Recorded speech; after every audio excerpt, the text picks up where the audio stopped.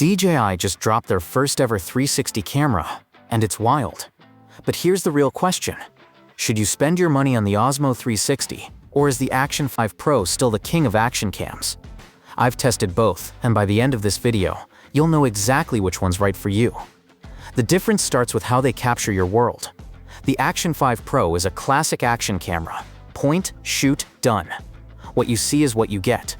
The Osmo 360, it's like strapping a time machine to your head. Two big lenses grab everything around you. Front, back, sides, even above, and you decide later how to frame the shot. Miss the moment? Not with 360-degree footage. You can also use the Osmo 360 in single-lens boost mode, turning it into a regular action cam with a massive 170-degree field of view. The trade-off? Build-wise, the Action 5 Pro is smaller, lighter, and rugged. Drop it on rocks? It'll likely survive, though the screens aren't invincible. The Osmo 360, on the other hand, needs more care. Those protruding lenses can crack if they meet concrete, so it's better for controlled adventures than hardcore stunts. Pricing: Osmo 360 runs about $430, Action 5 Pro about $349.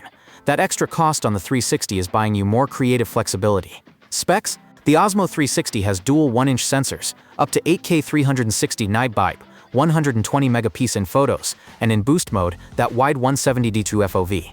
The Action 5 Pro has a single 1.3-inch sensor, 4K at 120 FPS, super slow-mo at up to 960 FPS, and a still impressive 155 Pro FOV.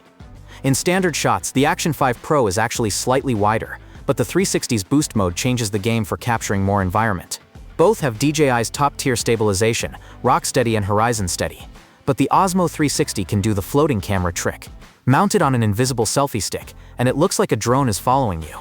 The Action 5 Pro sticks to traditional perspectives but shines in ultra-slow motion and extreme sports. Battery and storage: Action 5 Pro runs up to 4 hours, has 47 GB built in, and is waterproof to 20 mil. Osmo 360 gives you around 100 minutes at 8K or up to 190 minutes at lower settings, with 128 GB built in and waterproofing to 10 mil. Both take micro SD cards for extra space. Who should buy what? Osmo 360, perfect for vloggers, travel filmmakers, and creators who want immersive, reframe anytime footage and drone-like shots without the drone. Bottom line, these aren't just two versions of the same camera. They're different creative tools. One's built for pure rugged action, the other for next-level creative freedom. So, are you team creative freedom with the Osmo 360, or team built for action with the Action 5 Pro? Drop your pick in the comments, and if you've tried either, share your experience. It might help someone else choose. Thanks for watching, and I'll see you in the next one.